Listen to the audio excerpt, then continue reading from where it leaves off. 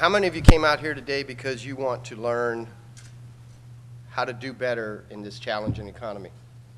How many of you are finding that the resources that you have gathered from the Retail Merchants Association are valuable and helpful to you in your daily business life?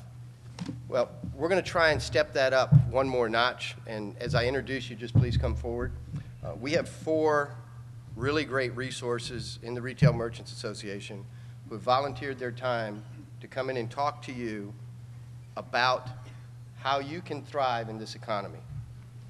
You cannot save your way out of a recession. One of the places not to get your savings would be to kill your effective sales programs or marketing and advertising that's working for you. If your top line is going down, I assure you that your bottom line will follow. Cost of goods sold, dealing with suppliers and vendors. This is the time to ask for their best pricing. And if you get pushback, ask again and make them explain why not. We also have some excellent barter organizations in town. That's a way to redeploy some of your underutilized capacity in exchange for something that you would normally spend cash for. Keeping your team together is really important because it is expensive to replace them. Look into some of the creative ways that companies are saving money on payroll, such as shortening the work week for everybody. Retailers, inventory is a big deal for you. A lot of cash flow can get bottled up in your business in inventory. It's important to have systems in place to figure out which lines are really producing gross profit for you. Figure out if your website needs to be updated and maybe it needs to become a working site as opposed to an electronic brochure. Maybe you can move sales of some of those products to your website. Family-owned businesses, you need to look carefully and make sure that there's a bottom line contribution to those extra mouths sitting around the business table. If someone in that family can go outside and get an outside job, it's something to seriously consider. What are we experiencing here at our firm? Contract negotiations involving buyers and sellers and landlords and tenants. And again, either by necessity or by opportunity, just about everything is on the negotiating table today.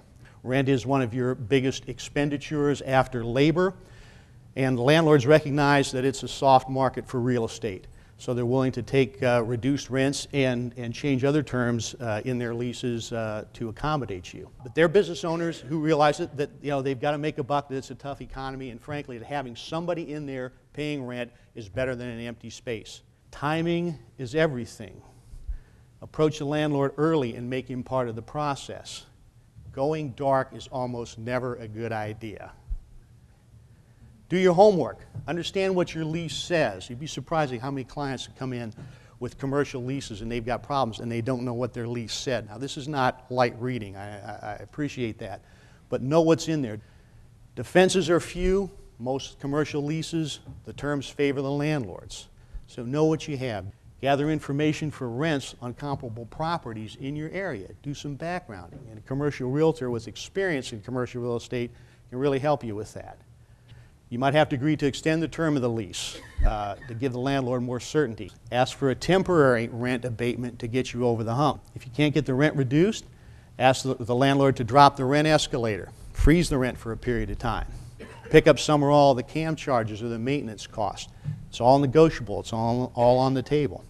And this is not easy, but necessarily if you have to vacate, see if you can arrange a sublease. That way you only have to make up the difference. You won't be on the hook for the entire rent.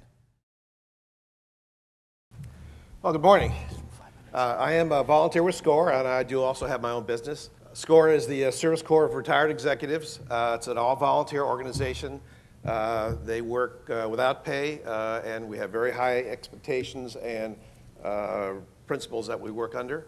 The things that we offer at SCORE are monthly how to start your own business, practical mini workshops, unlimited free one-on-one counseling for small businesses, which is very important, unlimited free, and quite a few other services as well. Cost reduction. I think the good way to start would be to use the Pareto principle, which is the 80-20 rule. Lots of people have heard that already, or what that is, know what that is. And you take all of your expenses, get as detailed as you possibly can, list them in order from highest to lowest, take the 20%, work on those, and then start working down. Make sure that the owner approves all the checks.